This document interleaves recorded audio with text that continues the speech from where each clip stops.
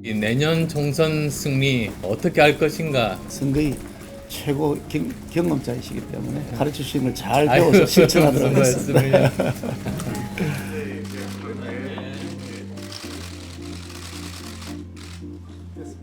웃으시죠 좀. 웃으시죠. 전대 마치자마자 또 바로 이제 페이스북에 글을 올리시면서 큰 틀에서 우리가 하나로 화합해서 내년 총선을 위해서 같이 힘을 합치자는 말씀 주셔서 예, 그렇습니다. 아주 큰 격려가 되었습니다.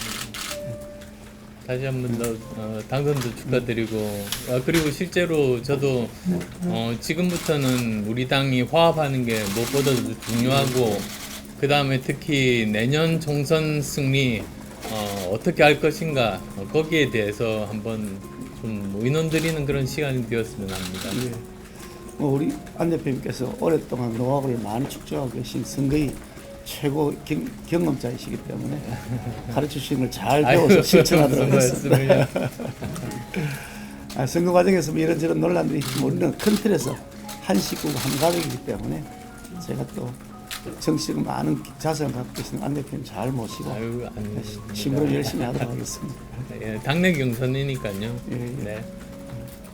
먼저 김기현 대표께서 연락을 주셔서 가능하면 일찍 만나서 이야기를 나누면 좋겠다고 해서 제가 뭐 시간이나 장소나 또는 뭐 공개 비공개 등 형식 같은 것들 모두 다 원하시는 대로 말씀해 주시면 거기 맞춰 드리겠다고 제가 말씀드렸습니다.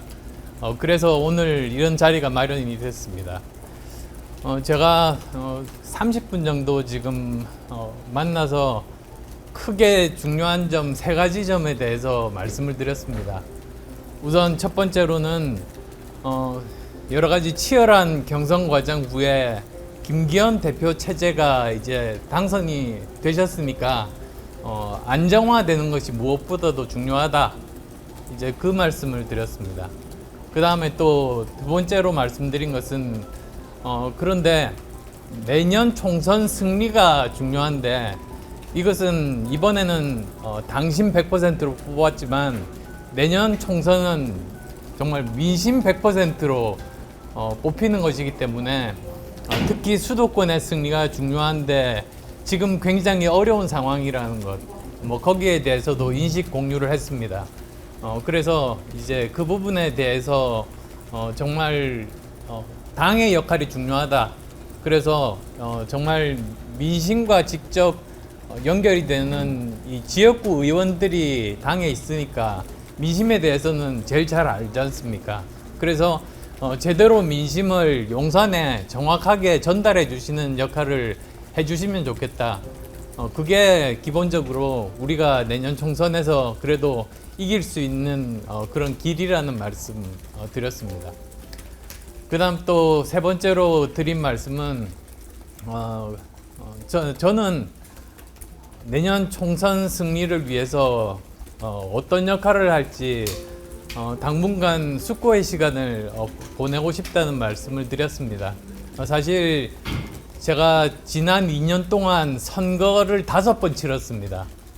그러니까 처음 그 서울시장 보궐선거, 그 다음에 또 곧 이어서 대통령 선거, 그 다음에 선거는 아니지만 대통령직 인수위원장, 그 다음에 지방선거와 함께 치러진 국회의원 재보궐선거, 그리고 이번 전당대회에 이르기까지 어떻게 보면 제가 지금까지 정치하면서 가장 많은 선거를 했었던 지난 2년이어서 많이 좀 지쳐 있습니다.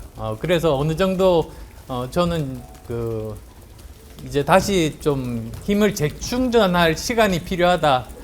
그래서 아까 어떤 뭐 특별위원회 위원장 말씀도 하셨습니다만 우선은 좀 저한테는 재충전한 시간을 달라. 그런 말씀을 드렸습니다.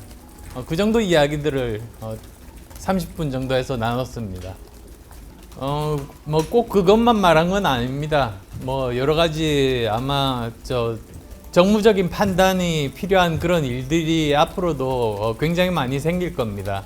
뭐 최근에 일본과 관련된 일부터 해서 여러 가지 사안에 대해서 민심의 반응들에 대해서 아무래도 당이 더 잘 알지 않습니까? 그래서 사실은 그거 포함해서 전체적으로 제대로 된 민심을 용산에 전달하는 것이 이제 당의 역할이다. 그렇게 말씀드린 겁니다. 말씀드렸듯이 민심을 제대로 반영하지 못하는 정부는 항상 실패했습니다. 그래서 그것을 교훈으로 삼아서 정말 지금 이번 전당대회는 100% 당심으로 하다 보니까 그 민심과는 좀 동떨어졌을 그런 가능성이 있지 않습니까? 그래서 제대로 민심을 파악을 하고 그걸 제대로 전달을 하고 거기에 따라서 추가적인 조치들이 나와야지만이 이 민심에 맞는 그런 정부 운영을 할 수 있습니다. 그리고 또 당도 여당으로서의 역할을 제대로 할 수 있습니다. 저는 여당의 역할이 두 가지라고 봅니다. 우선 첫 번째로는 대통령실에서 하고자 하는 것을 정책적으로 제도적으로 뒷받침하는 일이 첫 번째고, 그 다음 또 두 번째로는 저 대통령실에서 이 민심과 조금 떨어진 그런 결정을 했을 때 그 점을 지적하고 더 좋은 민심에 맞는 대안을 제시하는 것, 이 두 가지가 다 필요하다고 봅니다. 그래서 1번만 하게 되면 사실은 확장성이 없는 것이고요. 2번 역할까지 해야만이 정말 제대로 당이 여당으로서의 역할을 제대로 할 수 있다. 저는 그렇게 믿고 말씀드렸습니다. 일단 뭐 이 당정대 사이의 소통의 채널 좀 더 강화할 필요가 있겠다, 그런 말씀을 드리려고 하고요. 또 뭐 그런 차원에서 대통령과 당 대표 사이의 뭐 정기적인 회동 같은 것이 필요하지 않겠냐 하는 건의 말씀도 드릴 작정이고요. 또 이 당정 협의, 이것이 보다 강화되고 활성화되어서 실질적인 성과를 낼 수 있도록 대통령께서 힘을 좀 실어주시면 좋겠다. 우리도 당에서도 당연히 당정 협의에 중점을 두어서 힘을 싣도록 하겠다, 그런 말씀을 드릴 예정이고요.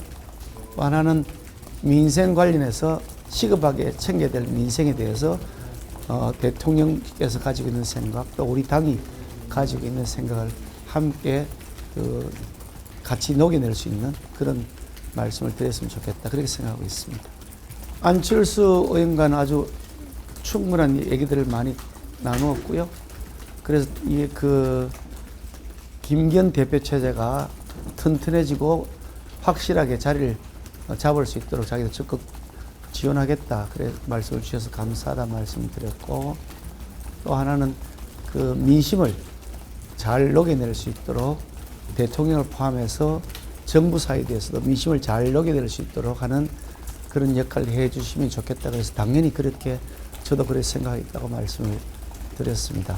그리고 향후 중도 외연 확장, 또 수도권에서의 우리의 그 승리를 위해서 안철수 의원께서 가지고 있는 많은 경험과 노하우를 좀 더 정리한 다음에 만나서 다시 구체적인 논의를 더 하자, 그렇게 논의가 되었습니다. 앞으로 아마 안철수 의원님과는 앞으로 총선 압승을 위해서 많은 공조를 하게 될 것이다, 그렇게 말씀드릴 수 있을 것 같습니다.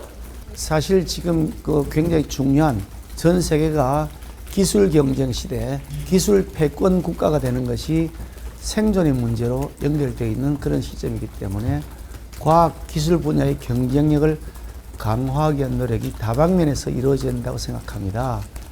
그래서 과학 기술 관련된 특별위원회를 당에 구성해서 그 활동을 하면서 정부 정책의 선도 역할을 했으면 좋겠다, 그런 생각을 하고 있는 마당이어서 그 분야의 전문성이 있는 우리 안철수 의원님께서 그 지휘 역할을 맡아주시면 좋겠다고 제안을 말씀을 드렸고요. 다만 이제 본인이 그동안 선거, 이어지는 선거를 계속해서 여러 차례 서울시장 선거, 또 이어지는 대통령 선거, 또 이어지는 본인의 국회의원 선거, 또 이어지는 전당대회, 이렇게 연속해서 이어지는 선거 때문에 많이 지쳐있기 때문에 조금 재충전한 다음에 다시 어떤 역할을 구체적으로 맡아보겠다 그러셔서 그 뜻을 제가 잘 존중하겠다고 말씀드렸습니다.